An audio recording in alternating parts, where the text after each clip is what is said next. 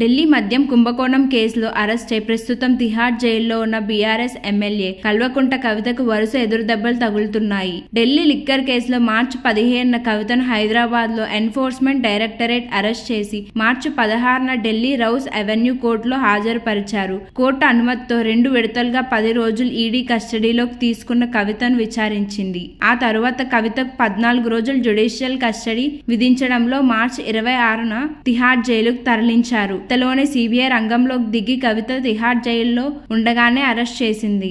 అప్పటి నుంచి కవిత జైల్లోనే ఉంటున్నారు. పలుమార్లు బెయిల్ పిటిషన్లు కోర్టు కొట్టివేసింది. అయితే అనారోగ్యం కారణంగా తను బెయిల్ ఇవ్వాలంటూ కవిత మరోసారి సుప్రీంకోర్టు మెట్లెక్కింది. అయినా ఫలితం లేదు.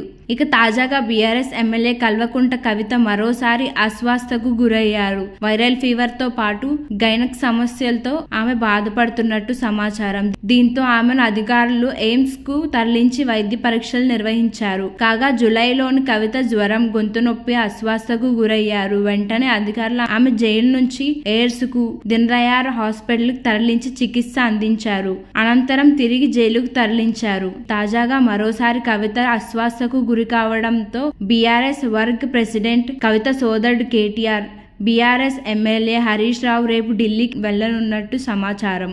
ఇదిలా ఉంటే కవిత కేసును విచారణన్న ఈ నెల 28కి కోర్టు వాయిదా వేసింది. బుధవారం కవితపై ఢిల్లీ రౌస్ అవెన్యూ కోర్టులో విచారణ జరగగా తిహార్ జైలు నుంచి కవితను అధికారులు వర్చువల్ గా కోర్టులో హాజరుపరిచారు.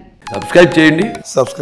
Please do subscribe to. Please like, share and subscribe to top Telugu TV. Top Telugu TV. Top Telugu TV.